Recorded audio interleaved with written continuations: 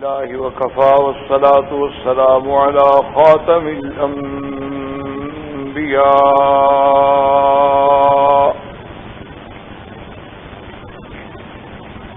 سيدنا وحبيبنا محمد المصطفى وعلى آله المجتبى وأصحابه النجبى اللهم صل على سيدنا محمد النبي الأمي الهاشمي وعلى آله وأصحابه نجوم الهدى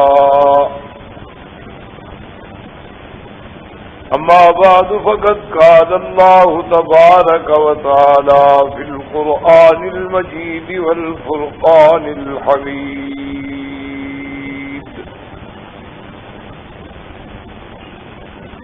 أعوذ بالله من الشيطان الرجيم بسم الله الرحمن الرحيم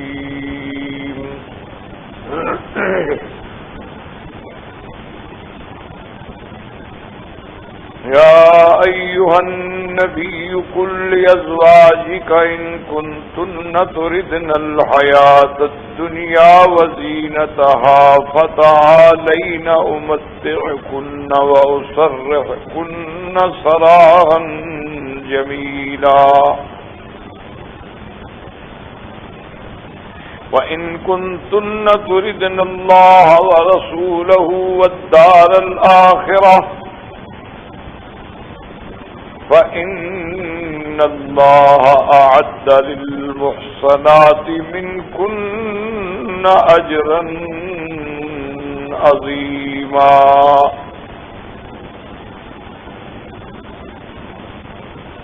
قال النبي صلى الله عليه وسلم حبب إلي من الدنيا بثلاث الطيب والمرأة الصالحة وقرة عيني في الصلاة أو كما قال النبي صلى الله عليه وسلم صدق الله العلي العظيم وصدق رسوله النبي الكريم ونحن على ذلك لمن الشاهدين ومن الشاكرين والحمد لله رب العالمين. برادران اسلام، واجب الاحترام بزرگوں، دوستوں، بھائیوں، عزیز نوجوانوں، سیرت امہات المؤمنین کے ضمن میں الحمدللہ جو دروس کی ابتدا ہوئی ہے اس میں سے ہمارا آج دوسرا درس ہے اور اس کا تعلق بھی عظمت ازواج محمد مصطفیٰ صلی اللہ علیہ وسلم سے ہے. اللہ تبارک و تعالی نے حضور صلی اللہ علیہ وسلم کو جو شان بخشا ہے، آپ کی جو عظمت ہے، آپ کی جو رفعت ہے، یہ منصوص ہے، مسلم ہے، حقیقت ہے جس کا کوئی بھی اہل اسلام میں سے منکر نہیں کہ اللہ تبارک و تعالی نے آپ کو تمام انبیاء کا امام، آپ کو سید الاولین والآخرین، آپ کو رحمت للعالمین، آپ کو خاتم الانبیاء والمرسلین، اور آپ کو مبعوث الی کافۃ الخلق اجمعین، اللہ نے آپ کو یہ شان بخشی جو کسی پیغمبر کو شان نہیں ملی. اسی لیے حضور صلی اللہ علیہ وسلم نے خود بھی یہ ارشاد فرمایا تھا کہ مجھ سے پہلے جتنے انبیاء اللہ نے بھیجے ہیں وہ اپنے قوموں کے لیے مبعوث ہوتے تھے. اسی لیے قرآن مقدس میں ان کا جہاں بھی ذکر آئے گا تو آپ نے پڑھا ہے اور اب بھی پڑھ سکتے ہیں کہ جہاں ذکر آتا ہے مثلا الی عاد اخاہم ہودا قال یا قوم، کہ قوم عاد کے پاس جب اللہ نے حضرت ہود علیہ السلام کو بھیجا تو انہوں نے اپنے خطاب میں یا قوم اپنی قوم کو مخاطب کیا. وَإِلَىٰ ثَمُودَ أَخَاهُمْ صَالِحًا، قوم سمود کے پاس اللہ نے حضرت صالح علیہ السلام کو بھیجا تو انہوں نے بھی اپنی قوم کو خطاب کیا. قال یا قوم اعبدوا اللہ. إِلَىٰ مَدْيَنَ أَخَاهُمْ شُعَيْبًا قال یا قوم اعبدوا اللہ. اسی طرح سیدنا موسیٰ علیہ السلام، سیدنا عیسیٰ علیہ السلام یعنی اولو العزم پیغمبر ہے. اللہ نے سیدنا موسیٰ علیہ السلام کو شرف کلام سے نوازا ہے، اس لیے کلیم اللہ کہلائے کہ اللہ نے بغیر واسطے کے جن سے کلام فرمایا. اسی طرح سیدنا عیسیٰ علیہ السلام کو اللہ نے وہ عظمت بخشی کہ وہ روح اللہ کہلائے، کلمت اللہ کہلائے، آیت اللہ کہلائے، اور ان کو اتنی عظمت بخشی کہ آج بھی وہ آسمانوں میں زندہ موجود ہیں. لیکن انہوں نے بھی جب خطاب کیا تو یا بنی اسرائیل، یا بنی اسرائیل، یا بنی اسرائیل. سارا قرآن کھول کے دیکھ لیں، تورات دیکھ لیں، اناجیل دیکھ لیں، تو ہر پیغمبر نے ایک خاص قوم میں اس کو بھیجا گیا. اسی لیے آپ دیکھتے ہیں کہ بعض اوقات ایک وقت میں دو پیغمبر موجود ہیں. حضرت موسیٰ علیہ السلام بھی نبی رسول ہیں اور حضرت ہارون بھی موجود ہیں، اور دونوں کو بھیجا جا رہا ہے فرعون کے پاس. اذهبا الى فرعون انه طغى.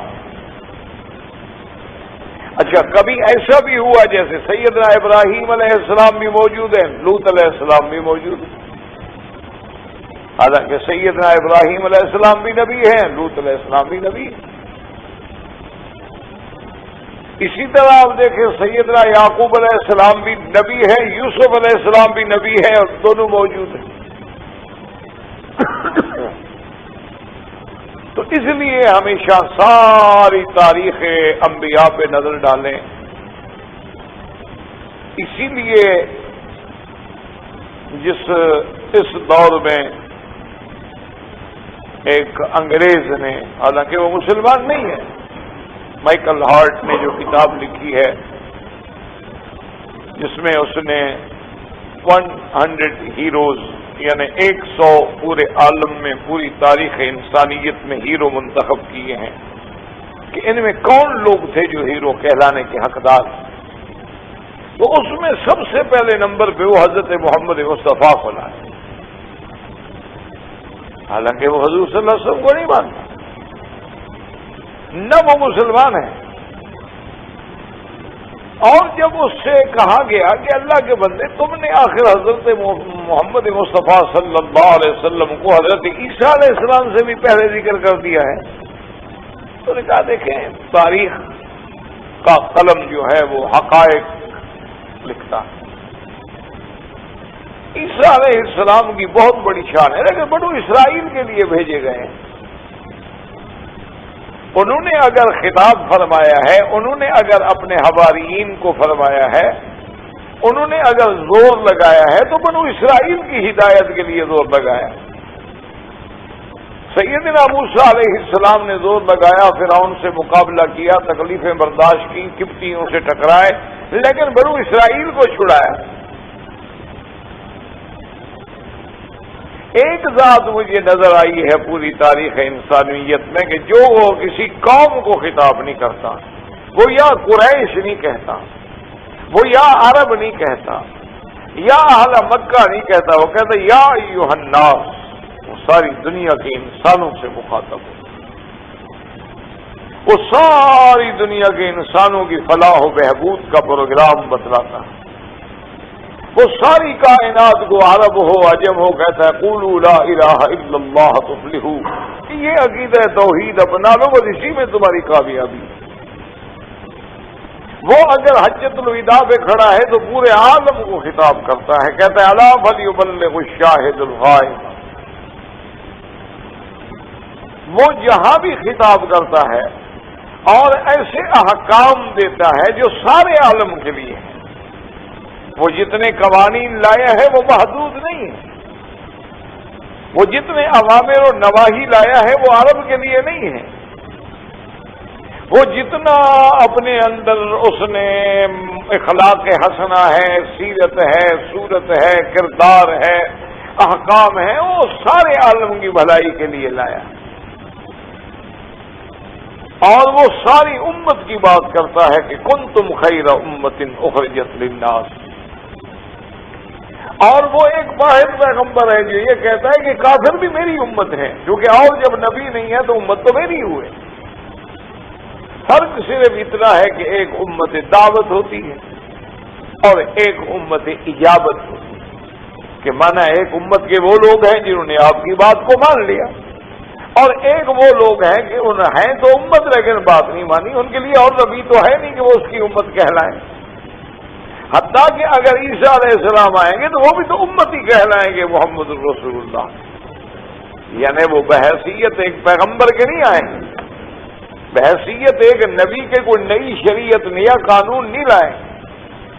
اسی لیے وہ جب پہلی نماز پڑھیں گے تو آپ امام کے پیچھے کھڑے ہوں گے اور امام چاہیں گے، کوشش کریں گے کہ حضرت عیسیٰ علیہ السلام آ گئے ہیں نماز پڑھانے کو، کہہ رہا تم نماز پڑھاؤ تاکہ پوری دنیا کو پتہ چل جائے کہ میں مقتدی بن کے آیا ہوں، میں نبی بن کے نہیں آیا. میں حضور کی امت میں سے ایک آدمی کے پیچھے کھڑے ہو کے نماز ادا کر کے یہ بتلانا چاہتا ہوں کہ میری کوئی شریعت نہیں، میں تو اسی دین اسلام کی حفاظت کے لیے آیا ہوں، میں تو اسی احکام کو نافذ کرنے کے لیے آیا ہوں جو لے کے آئے تھے حضرت محمد مصطفیٰ صلی اللہ علیہ وسلم. تو اسی لیے میرے کہنے کا مقصد یہ تھا کہ جب اللہ نے حضور کو اتنی بڑی شان بخشی تو اللہ نے پھر حضور کے لیے جہاں صحابہ کو چنا ہے، اللہ نے حضور صلی اللہ علیہ وسلم جیسے فرماتے ہیں کہ ان اللہ اختارنی، اللہ نے مجھے چن لیا، ثم اختار لی اصحابی، اس کے بعد میرے لیے میرے صحابہ کو چن لیا، فجعل منہم انصاری و اصحاری، ان میں سے بعض کو میرا مددگار بنا دیا، بعض کو میرا رشتہ دار بنا دیا. اسی طرح اللہ نے ازواج رسول کو بھی اپنے پاک پیغمبر کے لیے خود چن لیا. امہات المؤمنین کا جو مقام ہے وہ ایسے نہیں ہے جیسے عام کسی عورت کا مقام ہو. اس کی وجہ یہ تھی دراصل کہ جب حضور کا پیغام سارے عالم کو دینا ہے تو عالم میں مرد بھی ہیں عورتیں بھی، ساری کائنات تک حضور صلی اللہ علیہ وسلم کی دعوت کو پہنچانا ہے. اور حضور صلی اللہ علیہ وسلم کی ایک خارجی زندگی ہے، ایک داخلی زندگی. ایک وہ زندگی ہے جو صحابہ کے سامنے، ایک وہ زندگی ہے جو گھر میں ہوتی. اب گھر کی زندگی کا احوال جو ہے وہ تو صرف ازواج مطہرات کو معلوم ہو سکتا ہے اور کسی کو معلوم ہو نہیں سکتا. تو اس لیے ہمیشہ یاد رکھیں کہ ہم نے درس سابقہ میں اسی لیے عرض کیا تھا کہ سارے قرآن میں نظر ڈالیں، یہ لفظ جو آیا ہے نا جی، یہ شان محمد مصطفیٰ پہ دلالت کرتا ہے کہ جہاں جہاں حضور کی بیویوں کا ذکر آیا تو وہاں لفظ زوج کا آیا ہے. یا ایھا النبی کل ازواج، زوج کا معنی ہوتا ہے تساوی، مشاکلت. یہ لفظ امرأہ میں نہیں پایا جاتا. امرأہ کا لفظ امرأہ کا معنی بھی عورت ہے، لیکن ضروری نہیں ہوتا کہ اس کے اندر تشاکل ہو، اس کے اندر تساوی ہو.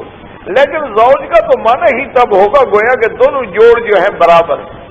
تو اللہ تبارک و تعالی نے حضور صلی اللہ علیہ وسلم کی ازواج کے لیے، اسی لیے میں نے بطور مثال بھی عرض کیا تھا کہ اللہ نے جہاں ذکر کیا ہے امرأۃ نوح، امرأۃ لوط، لوط کی بیوی، نوح کی بیوی علیہم السلام، کیونکہ وہاں تساوی نہیں ہے، ایک طرف نبی ہے دوسری طرف کافرہ ہے. امرأۃ فرعون، ایک طرف مسلمہ ہے اور فرعون کافر ہے، تساوی نہیں ہے، برابری نہیں ہو سکتی۔ اچھا، اسی طرح حضرت ابراہیم کے ذکر میں بھی اللہ نے امرأہ کا لفظ فرما دیا، فَأَقْبَلَتِ امْرَأَتُهُ فِي صَرَّةٍ فَسَكَّتْ وَجْهَهَا۔ وجہ کیا تھی کہ وہاں مسئلہ تھا حمل کا، اور حمل کا تعلق عورت سے ہوتا ہے، مرد سے ہوتا نہیں، اس لیے بھی وہاں ذکر جو تھا امرأہ کا کیا گیا۔ اسی لیے حضرت زکریا علیہ السلام کے قصے میں بھی انہوں نے بھی لفظ امرأہ کا استعمال ہوا۔ انہوں نے کہا کہ یا اللہ ومراتی آخرا، میری بیوی جو ہے وہ تو بیچاری اس سن یاس کو پہنچ چکی ہے، اب اولاد پیدا ہونے کی امید ہی ختم ہو گئی ہے۔ وجہ کیا تھی کہ وہاں بھی حمل کا قصہ، اذ قالت امرأۃ عمران، عمران کی بیوی کا ذکر کیا گیا، وہاں بھی لفظ امرأہ کا استعمال ہوا۔ اسی طرح حضرت یوسف علیہ السلام کے قصے میں امرأۃ العزیز، لیکن یہ شان محمد مصطفیٰ کی بیویوں کی ہے، یہ شان ازواج رسول اللہ کی ہے، یہ شان اہل بیت رسول کی ہے، یہ شان امہات المؤمنین کی ہے کہ فرماتے ہیں یا ایھا النبی قل لازواجک ان کنتن تردن الحیات الدنیا وزینتها، اور کہیں اللہ تبارک و تعالی فرماتے ہیں انا احللنا لک ازواجک۔ اب اس بات کو سمجھیں، اب دیکھیں نا، آپ کا کسی عورت سے نکاح ہو جاتا تو آپ کے لیے حلال ہے، وہ تو نکاح ہونے کے بعد بیوی ہے، حلال ہو گئی آپ کے لیے، لیکن یہاں خداوند قدوس فرماتے ہیں کہ انا حللنا، ہم نے تیرے لیے حلال کیا تیری بیویوں کو۔ تو اسی لیے علماء نے فرمایا کہ اس سے اشارہ ملتا ہے کہ یہ سارے نکاح جو ہیں یہ منشا صرف حضور کا نہیں، اس میں منشا الہی شامل ہے، اس لیے اللہ فرماتا ہے کہ ہم نے حلال کیا ہے، ورنہ تو سب کے لیے بیوی حلال ہوتی ہے، جس کا بھی نکاح ہوگا تو بیوی حلال ہوگی۔ تو بطور خاص یہ کہنا کہ انا احللنا لک ازواجک، تو اس میں اشارہ تھا کہ اللہ تبارک و تعالی نے حضور صلی اللہ علیہ وسلم کے لیے بیویوں کا جو ہے وہ بھی انتخاب فرمایا۔ یہی وہ وجہ تھی کہ انشاءاللہ زندگی رہی اور اللہ نے توفیق بخشی تو ہم جب سیرت سیدہ عائشہ صدیقہ پڑھیں گے انشاءاللہ اس میں تفصیل سے اللہ ذکر کرنے کی توفیق دیں گے۔ تو جب قصہ افک میں میرے آقا بے حد پریشان ہو گئے، معمولی بات تو نہیں ہے نا کہ حضور کے حرم پر تہمت لگا دی جائے، اللہ تبارک و تعالی رحمت فرمائے، اللہ ہر مسلمان کے گھرانے کو محفوظ رکھے، یہ معمولی بات تو نہیں ہوتی، اور پھر غیرت مند انسان کے لیے، اور حضور سے بڑا غیرت والا کون انسان؟ اسی لیے حضور نے فرمایا تھا حضرت عمر سے اور حضرت سعد سے، اپنے فرمایا انا اغیر منکا، کہ سعد میں تم سے زیادہ بغیرت ہوں، واللہ اغیر منی، اور اللہ مجھ سے زیادہ بغیرت۔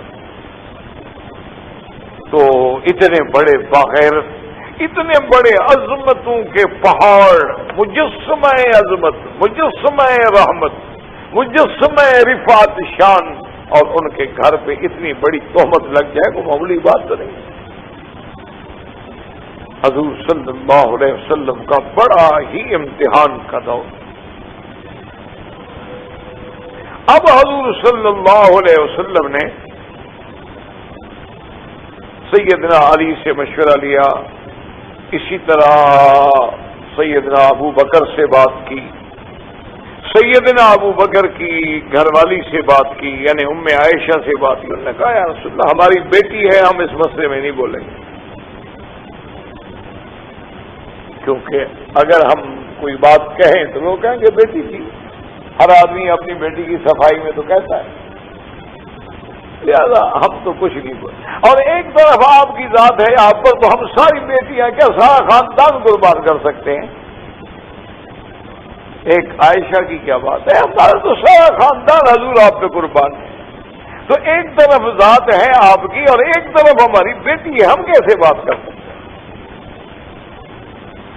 تو حضور صلی اللہ علیہ وسلم پہ انتہائی یہ ایام اتنے شوق گزرے تھے کہ بی بی عائشہ فرماتی ہیں حضور تشریف لاتے تھے میرے گھر میں، یعنی والدین کے گھر میں، بی بی عائشہ پھر اپنے ماں باپ کے گھر چلی گئی، لیکن آ کے حضور میرا نام بھی نہیں لیتے، بس اتنی پوچھ لیتے تھے کیف فیکم، اس کا کیا حال ہے؟ تو فرماتی ہیں کہ آپ خود اندازہ کریں کہ میرا محبوب ہو اور جس کے دیکھے بغیر میری زندگی کے لمحات نہ گزر سکیں، وہ میرے گھر میں آ کے اتنی بے اعتنائی کرائے تو میرے تو دلوں پہ آرے جل جاتے تھے، لیکن میں کیا کر سکتا، اسی لیے میں بیمار ہو کے صاحب فراش ہو گئی۔ حضور کی جدائی، پھر حضور کی بے اعتنائی، پھر دشمنوں کی باتیں۔ تو حضرت عمر رضی اللہ تعالی عنہ سے جب آپ نے پوچھا کہ عمر ماذا رائے کا، تمہارا کیا مشورہ ہے؟ حضرت عمر اپنے دور کا عبقری ہے، محدث، جس کے دل میں اللہ الہام فرماتے ہیں۔ تو حضرت عمر رضی اللہ تعالیٰ نے کہا یا رسول اللہ، یہ آپ کے گھر کا مسئلہ ہے، حضور یہ آپ کی زوجہ مطہرہ کا مسئلہ ہے، اس میں مال ابن خطاب کے بیٹے کی کیا طاقت ہے کہ حضور کی بیوی کے بارے میں بات کریں؟ حضور یہ تو آپ کا ذاتی مسئلہ ہے۔ حضور نے فرمایا عمر میں آپ سے مشورہ مانگ رہا ہوں، میں حکم دے رہا ہوں کہ مجھے مشورہ دو، یہ تو میرا حکم ہے۔ تو حضرت عمر رضی اللہ تعالی عنہ نے فوراً کہا کہ یا رسول اللہ اگر آپ کا حکم ہے تو پھر مجھے کچھ اجازت ہے بات کہنے کی۔ اب میں نے جو حکم دیا ہے کہ مشورہ دو، اس نے کہا حضور پھر میں جو عرض کروں گا کچھ پوچھوں گا تو آپ ناراض تو نہیں ہوں گے؟ میں عمر میں نے تمہیں حکم دیا ہے کہ مجھے مشورہ دو، میں کیوں ناراض ہوں گا؟ انہوں نے کہا حضور بڑی آسان سی بات ہے، صرف ایک سوال کا آپ جواب دے دیں، اگلی رائے پھر میں دیتا ہوں کہ عائشہ کا نکاح آپ نے اپنے منشے سے کیا ہے یا حکم خدا سے کیا ہے؟ آپ کا منشا تھا، آپ نے رشتہ ڈھونڈا، آپ نے تلاش کیا، انسان ہے غلطی ہو سکتی، اپنی طرف سے آدمی ڈھونڈتا ہے کہ اچھی بچی ہو، لیکن انسان ہے غلطیاں ہو جاتی ہیں۔ بعض اوقات بڑے گھرانے ہوتے ہیں، بیٹیاں بظاہر بڑا کردار ہوتا ہے لیکن اندر خطا ہوتی ہے، تو یہ اللہ کا حکم ہے۔ حضور نے فرمایا کمال کرتے ہو عمر، یہ تو اللہ کا حکم ہے، اور جبریل ریشم کے کپڑے میں عائشہ کی تصویر لائے میرے سامنے کہ ہذہ زوجتک، یہ تمہاری بیوی ہے۔ تو حضرت عمر نے کہا کہ یا رسول اللہ اگر اللہ کا انتخاب ہے، ہمیں اپنے بیٹوں کے لیے اچھے رشتے مل جاتے ہیں، اللہ کو اپنے نبی کے لیے پاک بیوی نہیں مل سکی۔ اللہ تو علام الغیب ہے، اللہ نہیں جانتے تھے کہ عائشہ سے ایسی غلطی ہوگی، وہ نبی کے گھر میں لائے ہیں۔ تو حضرت عمر کہتے ہیں فسرّان رسول اللہ، حضور کا چہرہ مبارک جو تھا نا ایسے گلاب کے پھول کی طرح کھل گیا، خوش ہو گیا نا، حضور کا اطمینان ہو گیا نا کہ میرا حرم پاک ہے اور میری بیوی پاک ہے۔ انہوں نے کہا یا رسول اللہ آپ کے اللہ نے جب چنا ہے تو اللہ کی چنائی میں غلطی کیسے ہو سکتی ہے؟ حضور صلی اللہ علیہ وسلم۔ تو اس لیے میرے کہنے کا مقصد یہ تھا کہ ان اقوال سے اور اس آیت مبارک سے کہ یا ایھا النبی انا احللنا لک ازواجک، کہ ہم نے آپ کے لیے آپ کی بیویوں کو حلال کیا۔ اب دیکھیں جو آیت آج ہم نے تلاوت کی ہے اس کا تعلق بھی حضور کی ازواج سے، اور اس کا تعلق جو ہے وہ ہے مسئلہ ایلا۔ ایلا یہ ہوتا ہے کہ ایک آدمی قسم کھا لیتا ہے کہ میں 1 مہینے تک اپنی بیوی سے بات نہیں کروں گا یا بیوی سے ملوں گا نہیں۔ اصل یہ تھا کہ حضور صلی اللہ علیہ وسلم نے بھی ایسے قسم کھا لی،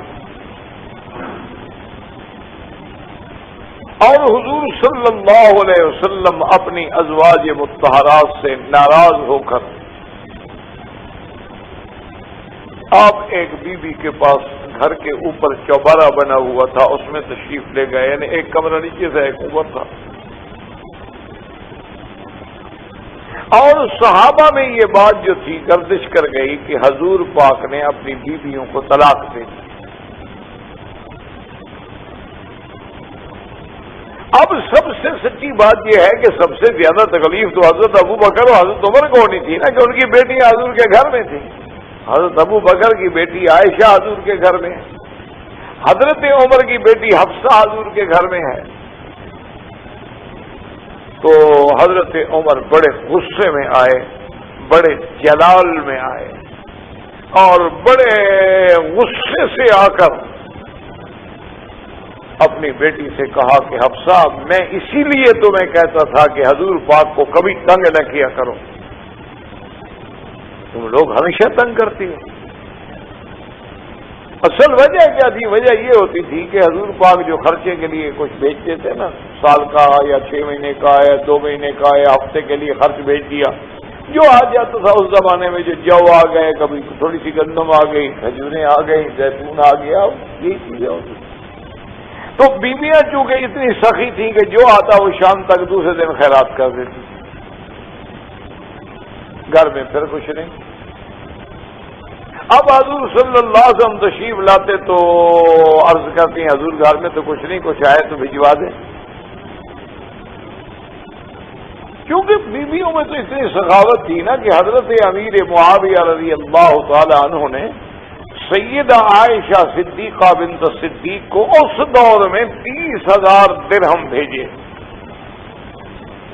اب آپ خود اندازہ کر سکتے ہیں کہ 1426 سال یعنی گزر گئے ہیں، تو اس وقت 30,000 کی ویلیو کیا ہوگی آج کے مقابلے میں۔ تو اس کے بعد جب وہ پیسے پہنچے تو بی بی عائشہ صدیقہ رضی اللہ تعالی عنہ نے اپنی خادمہ سے فرمایا کہ فلاں کو بلاؤ، فلاں کو بلاؤ، فلاں کو بلاؤ، اور چلانا شروع کیا اور چلانا شروع کیا اور چلانا شروع کیا۔ اللہ کی شان ہے، اس دن بی بی عائشہ روزے کے ساتھ تھی اور شام کو کچھ بھی نہیں بچا، 30,000 ختم۔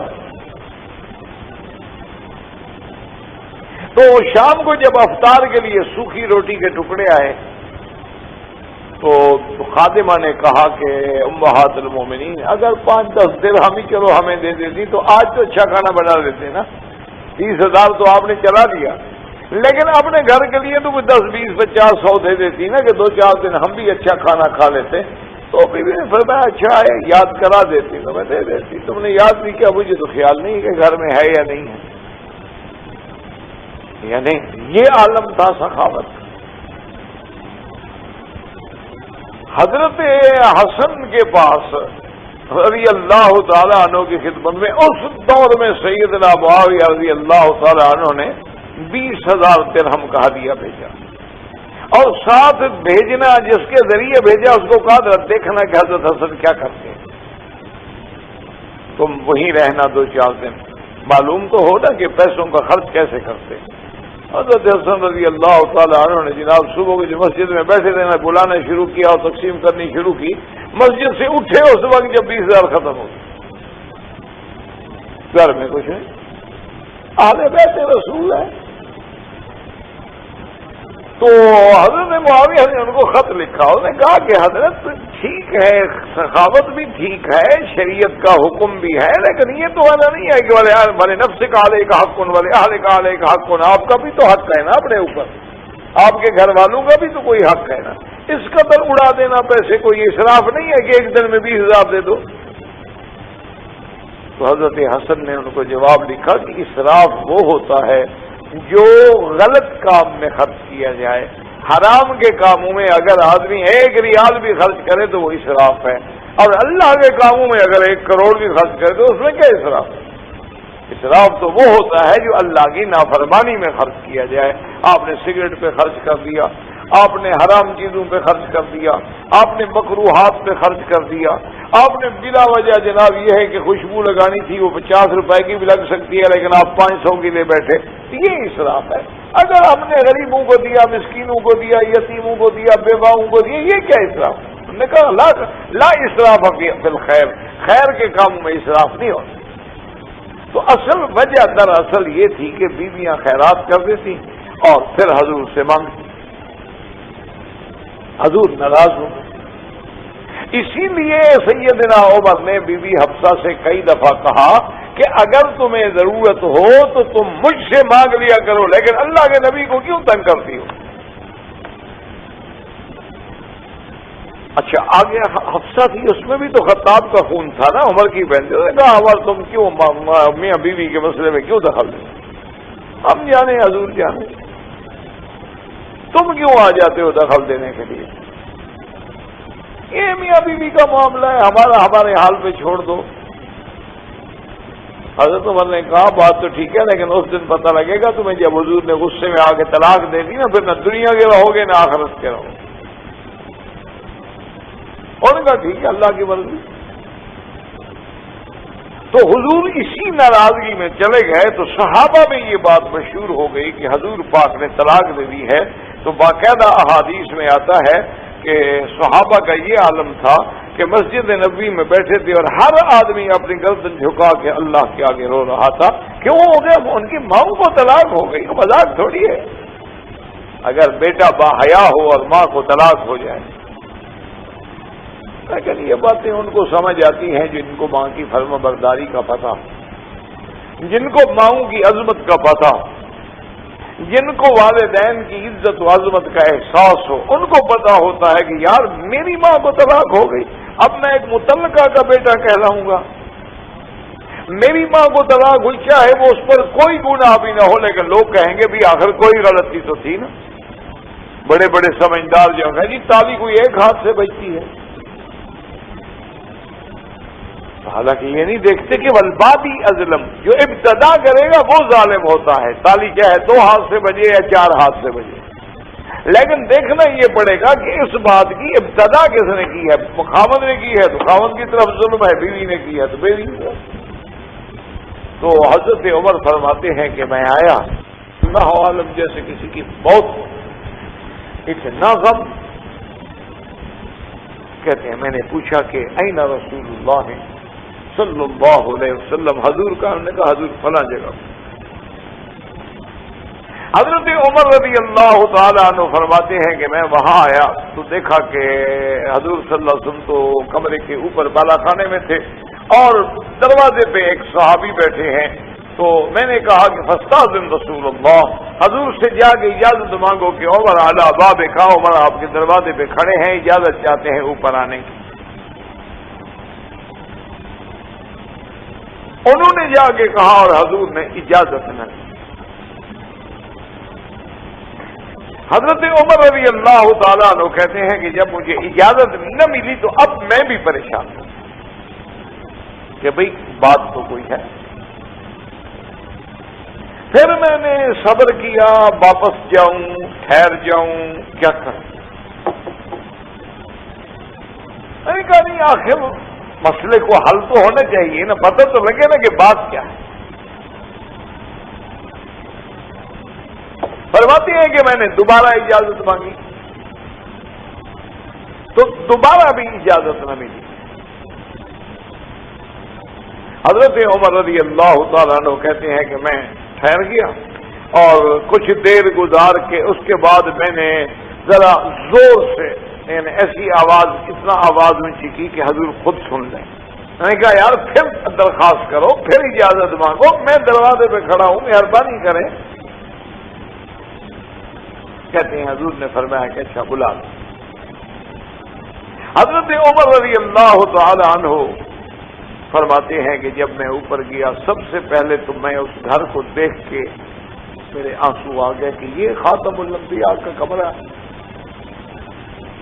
قالین کیا جس میں چٹائی بھی پوری بچھی ہوئی، ایک مشکیزہ لٹک رہی ہے اور نیچے جناب ایک اپنا چٹائی پڑی ہوئی ہے، سرکار دو عالم کے سونے کے لیے بستر نہیں ہے، اس چٹائی کے اثرات آپ کے بدن مبارک سے۔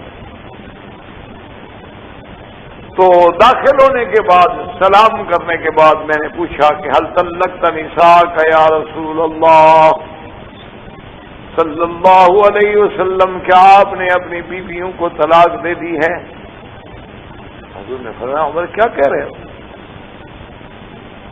عمر کیا کہہ رہے ہو؟ ما طلقتہن، میں نے تو کوئی طلاق نہیں دی۔ تو حضرت عمر فرماتے ہیں کہ مجھ سے برداشت نہ ہو سکا، فکبر عمر، حضرت عمر فرماتے میں اتنا خوش ہوا نا، میں نے زور سے کہا اللہ اکبر کہ حضور نے تو طلاق نہیں دی ہے۔ کہتا ہے کہ میری آواز، ویسے بھی حضرت عمر بڑے جہیر الصوت تھے، آپ کی آواز بہت بلند، اللہ نے آپ کو بڑی بلند آواز عطا فرمائی تھی. تو فرماتے ہیں کہ میری آواز مسجد نبی میں بھی پہنچی، چونکہ حجرات تو قریب تھے نا سارے، اور پھر حضرت عمر نے جوش میں آگے جب نعرہ بلند کیا ہو تو میں نے کہا وجہ کیا حضور؟ پھر یہ بات کیا سارے صحابہ مسجد میں بیٹھے ہوئے رو رہے ہیں. حضور نے فرمایا آگئی تھی. آپ نے فرمایا کہ عمر اصل بات یہ ہے کہ میں بیویوں سے ناراض ہو کے میں نے قسم کھا لی ہے کہ 1 مہینے تک اپنی بیویوں کے پاس نہیں جاؤں. تو یہ ایلا ہے، یہ طلاق نہیں ہے. طلاق الگ چیز ہے، ایلا الگ چیز ہے. تو میں نے تو اس لیے کہ وہ بار بار ایک چیز کا مطالبہ کرتی ہیں، میری طبیعت میں ناگوار گزرا تو میں نے ایلا کیا ہے. حضرت عمر کہتے ہیں میں نے سوچا کہ حضور بڑے غمگین بیٹھے ہیں، حضور پر بھی تو اثر تھا نا کہ ساری بیویوں سے قسم کھا کے بیٹھے ہیں علیحدہ، صحابہ رو رہے ہیں، صحابہ کا غم ہے. تو حضرت عمر نے سوچا، کہتے ہیں میں نے سوچا کہ کوئی ایسی بات کروں کہ حضور کچھ تو خوش ہوں، حضور صلی اللہ علیہ وسلم کی طبیعت سے کچھ تو بوجھ اترے نا. تو اس کو کہتے ہیں مزاح. یاد رکھو مزاح ایک لفظ ہے مزاح، اچھا ایک ہوتا ہے مذاق. مذاق اور مزاح میں آسمان اور زمین کا فرق ہوتا ہے. یہ ہم کہتے ہیں نا آپس میں بھی، ہم کہہ دیتے ہیں یار کیوں مذاق اڑا رہے ہو. تو مذاق الگ چیز ہے، مزاح جو ہے وہ الگ چیز ہے. مذاق تو ہوتا ہے نعوذ باللہ، اس میں ایسی باتیں بھی کی جاتی ہیں جو اگلے کے شان کے خلاف ہوں. کوئی برا لفظ کہہ دیا، کوئی یعنی گھٹیا لفظ زبان سے نکال دیا، یہ تو مذاق ہوتا ہے. یہ منع ہے شریعت کہ کسی کے ساتھ مذاق کرو. اچھا جیسے کسی کو نقل کرو، لنگڑا بن کے چلو، وہ لنگڑا ہو بیچارہ تو اس کی نقل بناؤ، یہ تو ایذا دینے والی بات ہے. ایک آدمی غریب اندھا ہے تو وہ بھی اندھا بن کے اس کی نقل کر رہا ہے. تو یہ جو ہے یہ مذاق منع ہے. اسی لیے بڑا ایک تاریخ میں واقعہ آتا ہے، یہ ابو الفضل اور فیضی 2 بھائی تھے نا، یہ بڑے مشہور گزرے ہیں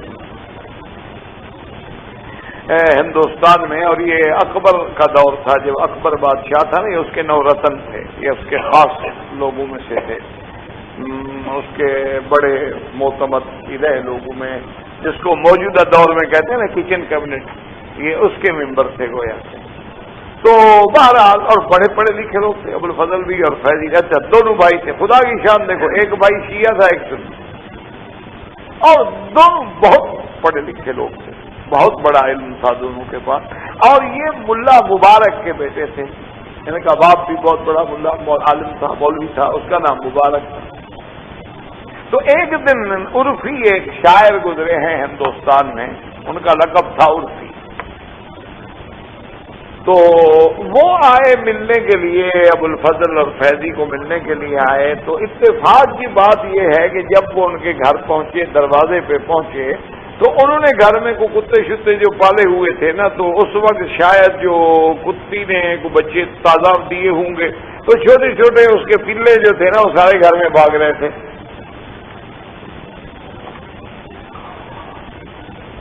تو عرفی نے جب دیکھا تو اس کو سوجھ گئی، وہ بھی شاعر تھا نا.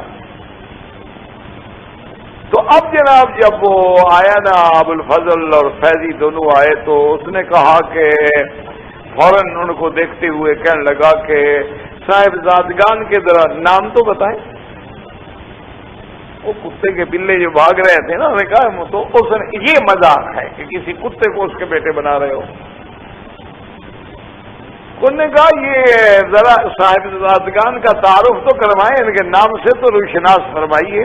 تو آگے بھی تو ابو الفضل تھا اور فیض، انہوں نے کہا اس میں عرفی. آگے بھی تو ابو الفضل اور فیضی تھا نا، عام آدمی تھوڑے تھے. تو اس نے کہا بھائی اس میں عرفی. اچھا اب اس میں دونوں باتیں ہو سکتی تھی نا، اس میں عرفی کا مانا یا بھی شاعر کا نام بھی عرفی تھا نا، ایک ہے عرف عام. بھی عرف عام میں جو کتوں کو کہا جاتا ہے ہم بھی کہتے ہیں کہ اس خاص نام رکھنے کی کیا ضرورت ہے.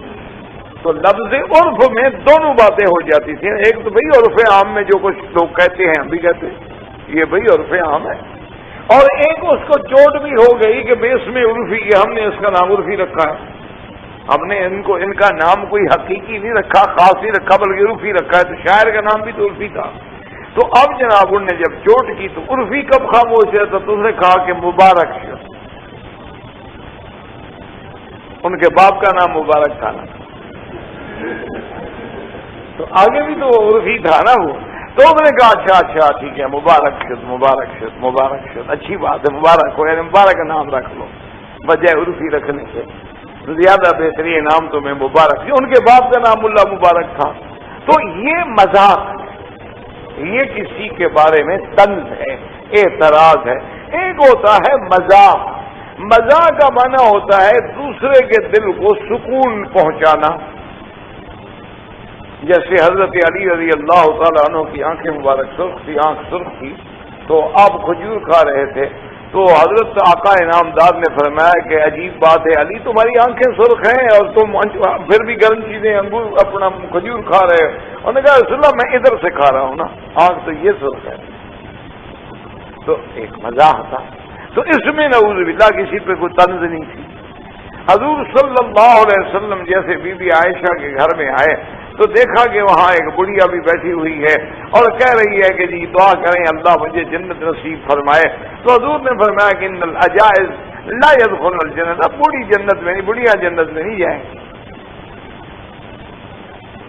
اچھا اتفاق سے باہر حضور کو کوئی بلا رہا تھا، حضور باہر تشریف لے گئے، وہ بوڑھی نے تو رونا شروع کر دیا کہ جب اللہ کا نبی کہہ دے کہ بوڑھی جنت میں نہیں جائیں گے، میں تو گئی، میں تو ماری گئی۔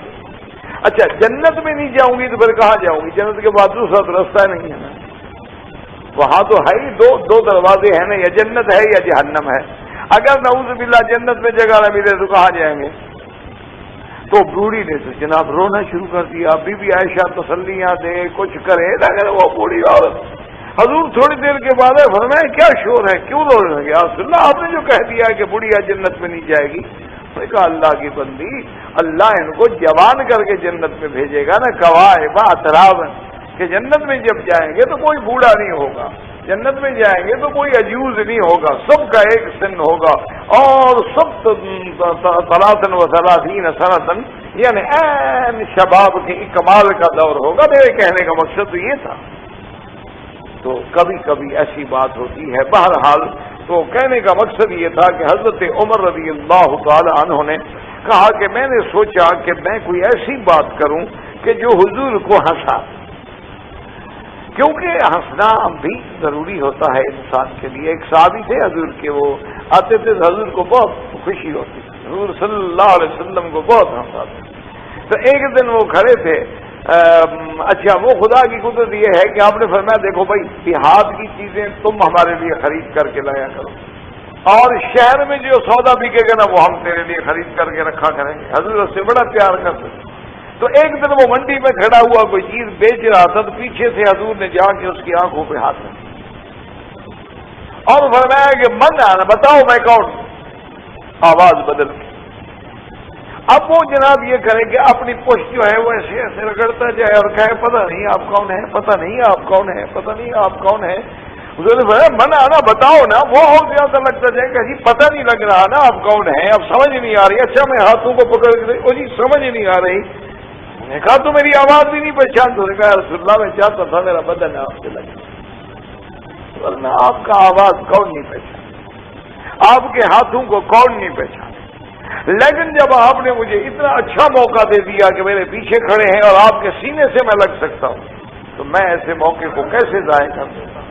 یا رسول اللہ یہ تو میری خوش نصیبی تھی کہ آج میرا بدن محمد عربی کے بدن سے ٹکرا گیا، اور جس کو اللہ کے نبی کا بدن مس کر لے اس کی شان پھر کیا ہو۔ تو اسی لیے حضرت عمر رضی اللہ تعالی عنہ بھی فرماتے ہیں کہ میں نے بھی سوچا کہ کوئی ایسی بات کروں کہ جس سے حضور صلی اللہ علیہ وسلم کے ذہن پہ جو بوجھ ہے نا وہ اتر جائے۔ میں نے کہا یا رسول اللہ آج آپ دیکھیں نا 1 مہینے کی قسم کھا کے بیٹھے ہیں، ان عورتوں کو سر پہ بھی تو آپ نے چڑھایا۔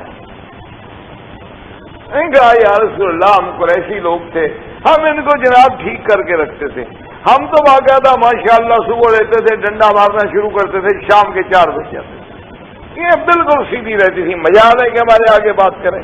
آپ ہی نے تو ان کو چڑھا دیا ہے، ان کے یہ حقوق ہیں، ان کے یہ حقوق ہیں، ان کے یہ حقوق ہیں، ان کے یہ حقوق ہیں، تو آج پھر تنگ تو کریں گی. فتح کا رسول اللہ حضور مسکرائے، حضور صلی اللہ علیہ وسلم مسکرائے.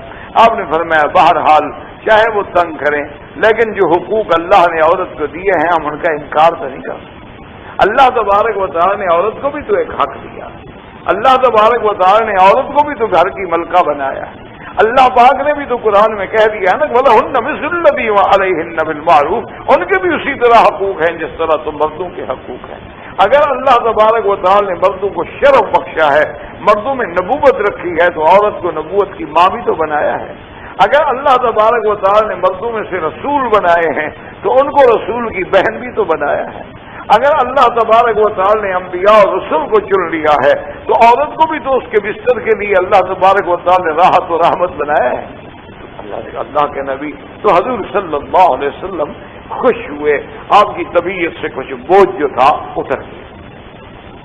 اب جناب اللہ کی شان دیکھیں کہ آپ کی قسم کے دن بھی پورے ہو گئے. حضور صلی اللہ علیہ وسلم کی قسم کا وہ جو 1 مہینے کی قسم تھی وہ بھی پورے ہو گئے. اللہ نے قرآن بھی اتارا کہ یا ایھا النبی قل لازواجک ان کنتن تردن الحیاۃ الدنیا وزینتها فتعالین امتعکن واسرحکن سراحا جمیلا وَإِن كُنتُنَّ تُرِدْنَ اللَّهَ وَرَسُولَهُ وَالدَّارَ الْآخِرَةَ فَإِنَّ اللَّهَ أَعَدَّ لِلْمُحْصَنَاتِ مِنكُنَّ أَجْرًا عَظِيمًا. اللہ نے فرمایا کہ میرے نبی صلی اللہ علیہ وسلم یا ایھا النبی قل، آپ اپنی بیویوں سے ازواج سے کہہ دیں ان کنتن تردن الحیات الدنیا، اگر آپ لوگوں کو دنیا اور اس کی زینت کی ضرورت ہے، دنیا کے آسائش و آرام کی ضرورت ہے، اس لیے مفسرین نے لکھا ہے کہ اس آیت سے بھی دلالت ہوتی ہے کہ بیویوں نے کچھ دنیاوی چیزوں کا مطالبہ کیا تھا جس پہ اللہ نے قرآن اتارا محمد مصطفیٰ کہ ان کنتن تردن الحیات الدنیا، اگر صرف حیات دنیا تمہارا مقصود ہے، دنیا کی زندگانی مقصود ہے، دنیا کی زینت مقصود ہے، فتعالینا، تو آؤ میرے پاس، امتعکن واسرحکن سراحا جمیلا، میں تمہاری مدد بھی کروں، میں تمہیں کچھ دوں بھی، اور بڑے آسانی کے ساتھ، بڑے آرام کے ساتھ، بڑے عزت کے ساتھ میں تمہیں چھوڑ دیتا ہوں، تمہارے رستے کو آزاد کر دیتا ہوں. اس لیے علماء نے فرمایا کہ یہ بھی شریعت کا حکم ہے کہ اللہ نہ کرے، اللہ نہ کرے، اللہ نہ کرے، اگر کوئی بندہ کسی حالات میں مجبور ہو کہ عورت کو طلاق دینے پہ آتا ہے تو پھر اس کو عزت کے ساتھ روانہ کرے، اس کو عزت کے ساتھ بھیجے، اس کو کچھ دے بھی، خالی ہاتھ اپنے گھر سے نہ بھیجے، آخر وہ تیری بیوی تھی.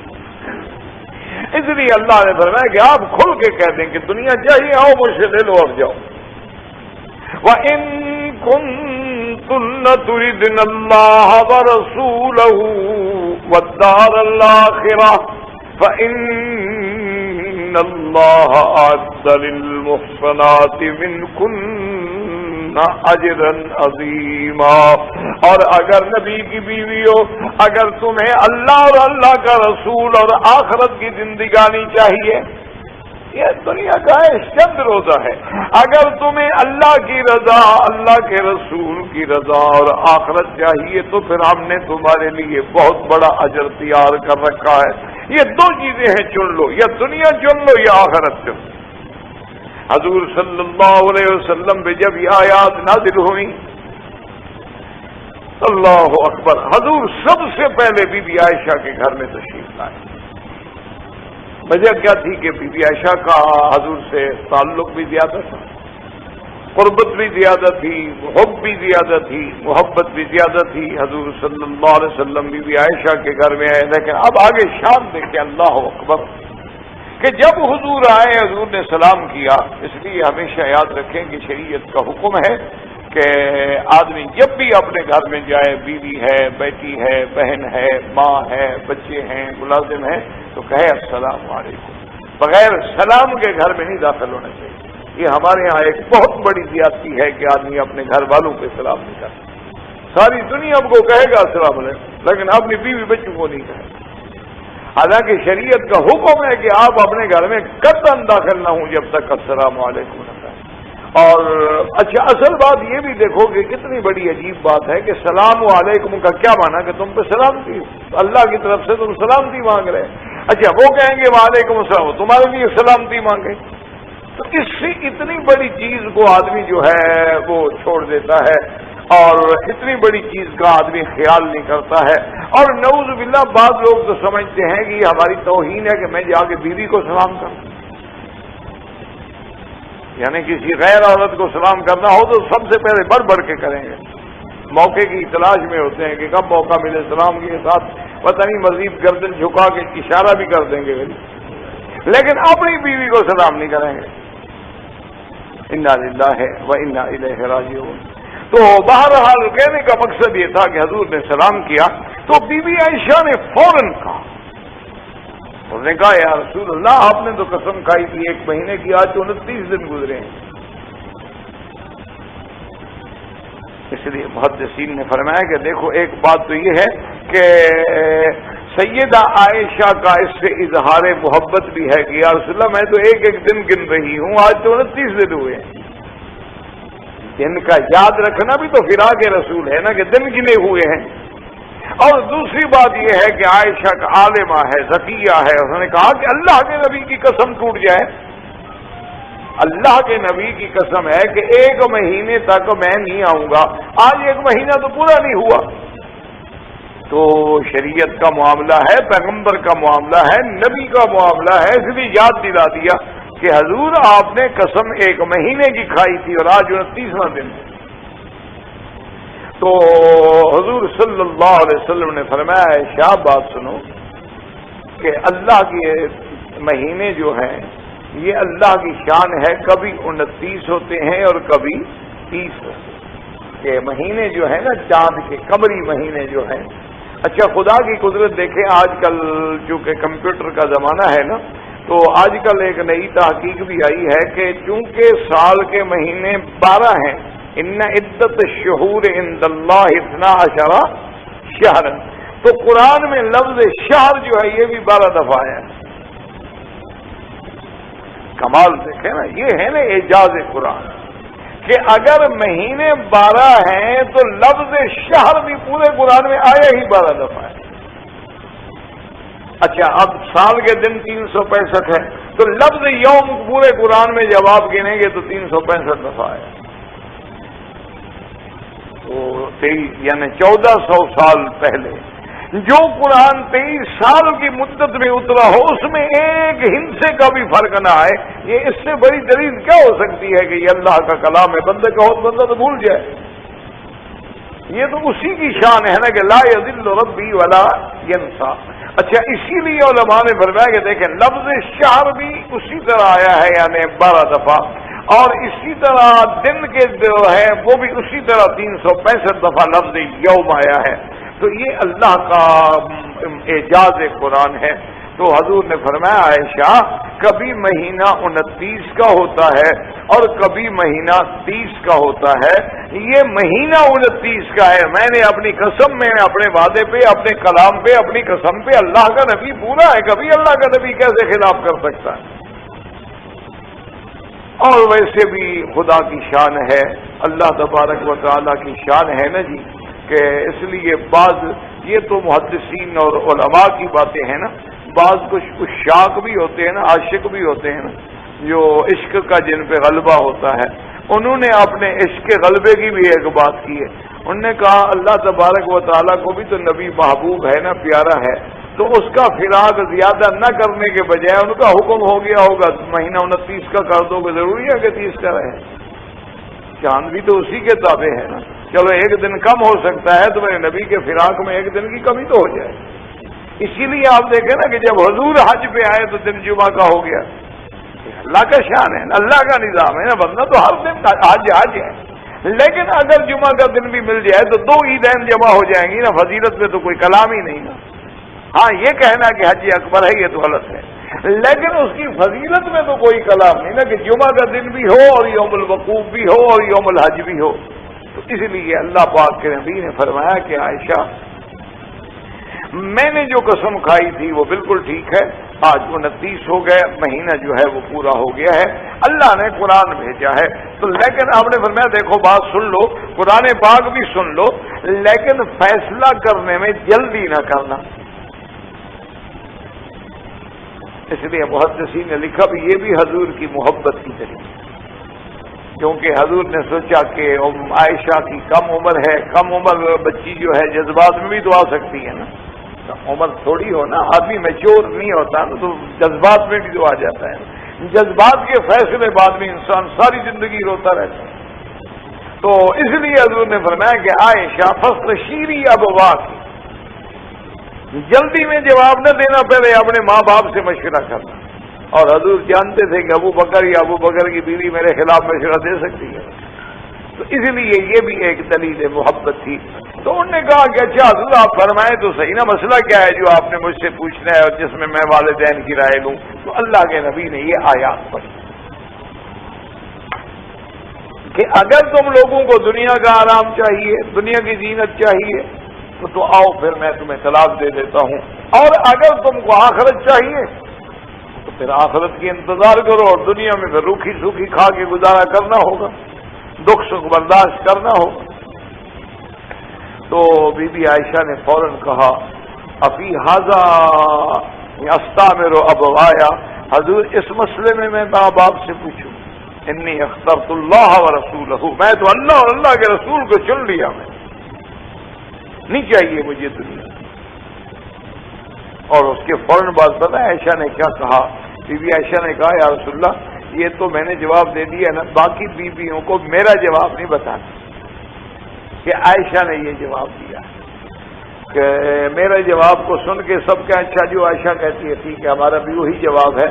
تو ایسا نہ ہو، کیونکہ بی بی عائشہ کے دل میں آخر خیال تو ہوتا ہے نا سوکن کا کہ چلو کسی کے دل میں اگر کوئی غلط لفظ آ گیا تو ایک بیوی تو کم ہو جائے گی نا، ایک دن تو اور ہمیں زیادہ مل جائے گا نا. تو انہوں نے کہا کہ حضور میں یہ میرا جواب نہیں بتلانا ہے. حضور نے فرمایا دیکھو عائشہ بات اگر انہوں نے پوچھا کہ عائشہ نے کیا جواب دیا ہے تو میں نہیں چھپاؤں گا، اللہ کا نبی.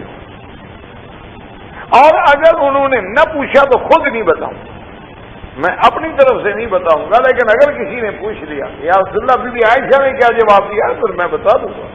اللہ کا پیغمبر کیسے حق بات چھپا سکتا ہے؟ تو حضور صلی اللہ علیہ وسلم فردن فردن فردن تمام ازواج کے پاس تشریف لائے اور سب نے کہا کہ یا رسول اللہ اس میں تو پوچھنے کی ضرورت ہے. اخترنا اللہ ورسولہ، ہم نے اللہ کے رسول کو چن لیا ہے. ہم ہر دکھ میں سکھ میں ہر حال میں اپنی جان اپنا سب کچھ محمد عربی پہ قربان کرنے کے لیے تیار ہیں. تو یہ مقام جو ہے یہ ازواج رسول کو ملا ہے. اچھا دیکھیں پھر اس کے بعد اللہ نے کتنا بڑی شان دی کہ جب تمام بیویوں نے، اسی لیے آپ نے دیکھا ہوگا کہ ایک اور مقام پہ قرآن میں آیت آتی عسى ربه ان طلقكن ان يبدله ازواجا خيرا منكن مسلمات مؤمنات قانتات. اللہ پاک نے فرمایا کہ تم حضور کی بیویاں ہو، خیال رکھو یہ بھی ہو سکتا ہے کہ اگر اللہ چاہے اللہ اپنے نبی کو حکم دے کہ تمہیں طلاق دلوا دے اور تمہارے بدلے ان یبدلہ ازواجا خیرا منکن مسلمات، اور تم سے بہتر بیویاں اللہ اپنے نبی پاک صلی اللہ علیہ وآلہ آلہ وصحبہ وسلم کو عطا فرما دے. تو اللہ سے اس بات پہ قادر ہیں، لہذا تم خیال رکھا کرو کبھی ایسی بات جو ہے تمہاری زبان سے نکلنی چاہیے، ورنہ اللہ نے چاہا تو اللہ اپنے نبی کو حکم دے دیں گے اور نبی جو ہے آپ تم لوگوں کو طلاق دے دیں گے، پھر کیا کرو گے؟ اچھا اب جو بات میں نے کہنی تھی اس کو سمجھو کہ اللہ نے فرمایا کہ اگر ہم چاہیں اور نبی پاک بیویوں کو طلاق دے دیں تو ہم ان کے بدلے میں ایسی بیویاں لائیں گے جو مسلمات ہوں گی، مومنات ہوں گی، قانتات ہوں گی، تائبات ہوں گی، عابدات ہوں گی، سائحات ہوں گی، او سیبات و ابکارا، ایسی شان والی صفتوں والی بیویاں ہم دینے پہ قادر ہیں۔ لیکن حضور نے طلاق نہ دی، اور اللہ نے بھی ان بیویوں کے بدلے کوئی اور بیویاں حضور کے گھر میں نہ بھیجی۔ اس سے مفسرین اور محدثین نے مسئلہ نکالا کہ اگر ان سے کوئی عورتیں بہتر ہوتی تو اللہ بدل دیتے۔ معلوم ہوا کہ ان سے بہتر کوئی تھی ہی نہیں کائنات، کہ اگر ان ازواج سے ان یبدلہ ازواجا خیرا منکن، تم سے بہتر، تم سے اگر بہتر ہوتی اللہ اپنے نبی کو بہتر نہ دیتے۔ اس لیے انہوں نے کہا کہ آخر میں آتا ہے سیبات و ابکارا، یعنی ایسی عورتیں جو شادی شدہ ہیں، ایسی عورتیں جو کنواریاں ہیں، تو سیب کو مقدم کیا اور کنواری کو مؤخر کیا۔ انہوں نے کہا اس طرح بھی اشارہ ہے کہ حضور کی پہلی بیوی جو ہے وہ سیبہ ہے نا، بیوی خدیجہ ہے، کنواری تو بعد میں آئی ہے۔ تو یہ ترتیب بتا رہی ہے کہ اللہ نے اپنے نبی کے لیے انہی کو چن لیا تھا، ان سے بہتر کائنات کی اندر کوئی اور عورت ہی نہیں تھی۔ اگر کوئی اور عورت ہوتی تو اللہ واقع اپنے نبی کو عطا فرما دی۔ اس لیے قرآن کہتے یا نساء النبی لستن کاحد من النساء، اللہ فرماتا ہے میرے محمد پاک کی بیویوں، تم سے لستن کا کوئی عورت تمہارے برابر نہیں ہو سکتی، النساء یعنی تمام جنس جتنی عورتوں کی ہے۔ اچھا، جب نفی عہد کے ساتھ ہو نا، ما فی البیت احد، ایک نفی ہوتی ہے کہ ما فی البیت واحد، ایک ہوتی ہے احد، اس لیے ہے نا قل هو اللہ احد، جب عہد سے نفی ہو تو نفی تام ہوتی ہے کہ لستن کا احد من النساء، دنیا کی کوئی عورت تمہارے برابر نہیں ہو سکتی، تو محمد مصطفیٰ کی بیویاں ہو۔ اللہ نے تمہیں حضور صلی اللہ علیہ وسلم کے لیے چن لیا ہے۔ اچھا، اللہ نے اس اختیار کے بعد کہ جب انہوں نے حضور کو اختیار کر لیا، اللہ نے اب عورتوں حضور کی بیویوں کے ایک اور شان بخشی، فرمایا لا یحل لک من بعد، اللہ نے فرمایا کہ میرے مدنی صلی اللہ علیہ وسلم اب ان بیویوں نے آپ کو چن لیا ہے، اب ان کے بعد آپ کے لیے اور قیامت تک کوئی عورت حلال نہیں، آپ کوئی اور بیوی لا بھی نہیں سکتے ہو۔ اچھا، حالانکہ دیکھیں آپ کے پاس 4 بیویاں ہیں، ایک کو آپ طلاق دے دیں پھر چوتھی کر لیں تو آپ تو بدل سکتے ہیں، لیکن اللہ نے فرمایا نہیں میرا مدنی، ان کو ہم نے آپ کے لیے چن لیا ہے، اب آپ کو ان کے بدلنے کا بھی اختیار۔ وَلَا أَن تَبَدَّلَ بِهِنَّ، اب آپ یہ کہیں کہ ان میں سے میں کسی کو طلاق دے کے اس کے بجائے ایک اور عورت لے آؤں، فرمایا آپ کو اختیار نہیں۔ حالانکہ امت کو وہ تو اجازت ہے، امت تو بدل سکتی ہے، ویسے تو نہیں ہے کہ نعوذ باللہ بغیر ضرورت کے ایسے انسان ایسی حرکتیں کرتا رہے، تو منع ہے، منع یہ ہے۔ لیکن اگر ایسے حالات ہو جاتے ہیں، بیوی بیمار ہے، مریض ہے، اس کے بجائے وہ اور لانا چاہتا ہے تو لا سکتا ہے۔ لیکن حضور کی بیویوں کا اتنا بڑا شان تھا کہ اللہ نے نبی کے لیے چن لیا، ہمیشہ کے لیے نبی کے گھر میں رکھنے کا فیصلہ کر لیا، اور اب نبی کو بھی نہ چھوڑنے کا حکم دے دیا کہ آپ ان کو اب چھوڑ بھی نہیں سکتے، بدل بھی نہیں سکتے، اب یہی ازواج آپ کی دنیا میں بھی ہوں گی اور آخرت میں ہوں گی۔ وآخر دعوانا